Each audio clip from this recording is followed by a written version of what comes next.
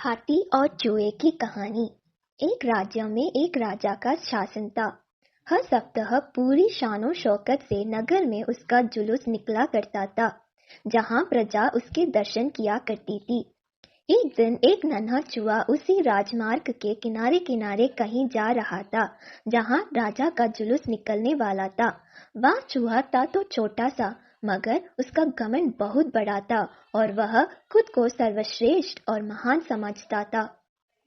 कुछ देर बाद राजमार्ग से राजा का भव्य जुलूस निकला, जिसे देखने लोगों की भीड़ लगने लगी। राजा अपने पूरे दल बल के साथ था। उसके सैनिक उसे घेरे हुए थे। कई मंत्री और अनुचर उसके पीछे थे। वह एक विशाल शाही हाथी पर सवार था।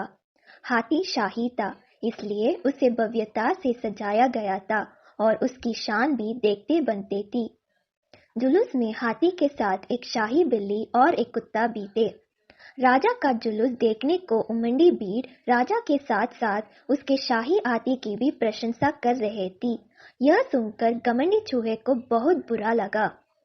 वह हाथी को गौर से देखने लगा, फिर सोचने लगा, इसमें ऐसी क्या खास बात है जो मुझ में नहीं।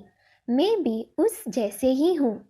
मेरे पास भी 2 आंख, 2 कान, 1 नाक और 4 पैर है। फिर उसकी कितनी प्रशंसा क्यों? उसके विशाल शरीर के कारण, लंबी सूंड के कारण, छोटी छोटी आंखों के कारण या जुरीदार जमंडी के कारण? इस कारण एक बार तुम लोग मुझे देख लो, उस हाथी को भूल जाओगे। मैं हाथी से ज्यादा महान हूँ। चूहे ये सब सोच ही रहा था कि शाही बिल्ली की नज़र उस पर पड़ गई और उसकी लात टपक गई। जुलूस छोड़ वह उसकी ओर लपकी। फिर क्या था, चूहा अपनी सारी महानता भूलकर धूम दबाकर भागा।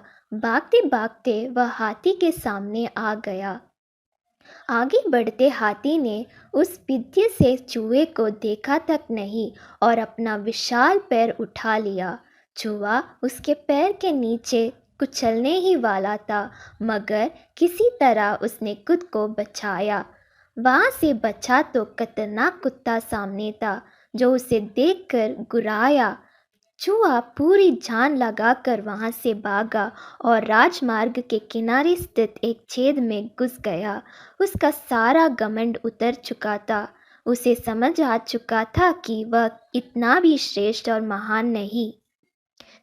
सीख, किसी से मात्र रूप रंग की समानता हमें महान नहीं बनाती। महान हमारे गुण और कार्य बनाते हैं।